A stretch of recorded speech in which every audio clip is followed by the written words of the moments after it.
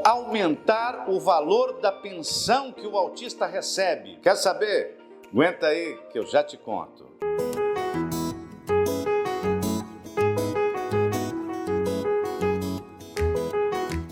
Você sabe que tem muitas mães por aí, estou me referindo às mães atípicas, às mães de crianças com deficiência, às mães de pessoas com TEA, transtorno do espectro autista, que matam um leão por dia, sendo que muitas vezes é possível aumentar o valor da pensão para poder facilitar ou tornar menos pesada a vida dessa mãe. Porque pensa bem, a criança com deficiência, ela custa mais do que uma criança típica. E custa mais porque essa criança precisa de suporte.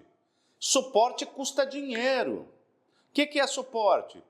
Precisa de às vezes, uma acompanhante terapêutica, às vezes uma pessoa que não tem a qualificação de uma acompanhante terapêutica, mas ela está ali na casa, fica o dia inteiro dando os cuidados. Precisa de fazer terapia, fonoaudiologia, terapia ocupacional, terapia ABA, que é muito eficiente, mas tem um custo muito elevado para as famílias, e às vezes precisa de um número elevado de sessões de terapia, e isto custa dinheiro, e às vezes o pai ganha bem, o pai que paga a pensão ganha muito bem, e não dá aquela pensão que mereceria aquela criança.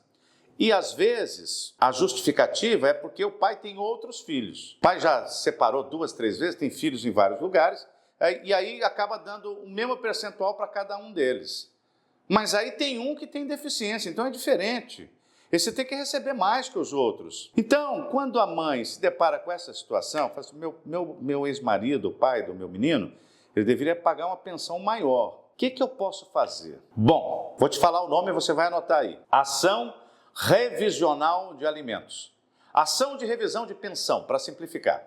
Como é que funciona essa ação? Bom, se o pai do seu filho paga uma pensão para você, e ele paga todo mês, muito provavelmente ele está pagando a pensão porque essa pensão foi fixada em juízo, por um juiz. Ou então, você tem um contrato extrajudicial onde ele se comprometeu a dar a pensão, mesmo que não tenha sido homologado judicialmente. Ok, de qualquer dos casos, a ação cabível vai ser essa mesmo, vai ser a ação revisional de alimentos. Você vai pegar, se for uma decisão judicial, vai pegar a sentença que fixou os alimentos. Se for um acordo, você vai pegar o acordo que ele combinou de pagar tanto, você vai contratar um advogado ou um defensor público e vai dar para esse profissional todos os documentos que provam os custos que essa criança tem. Você vai colocar ali tudo, desde a chupeta do bico, do bubu do neném, até o que gasta com sorvete, com o passeio, com a entrada, com o ticket do parquinho, todos os medicamentos, o que se gasta com lazer, a mantinha que comprou para a criança, tudo. O plano de saúde, o que paga com terapia, os deslocamentos, o escolar, a escola, o material escolar, você vai colocar tudo. Mas você não vai colocar só de um mês. Você vai colocar o histórico, a evolução dos gastos, os médicos, as receitas, tudo. Você vai documentar isso muito bem documentado.